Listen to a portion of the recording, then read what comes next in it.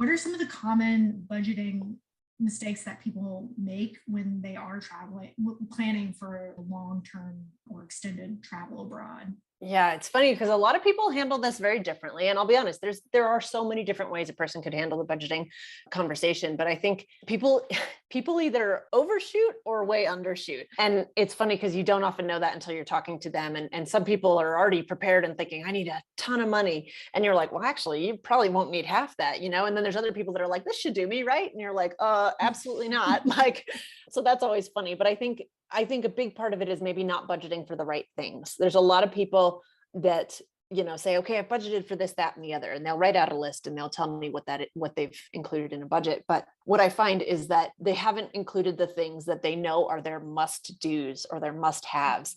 And everybody likes to spend their money on different things, and I think you have the people that like to spend their money on entertainment. So whether it's concerts or movies or, dining, going out, having drinks, eating nice meals.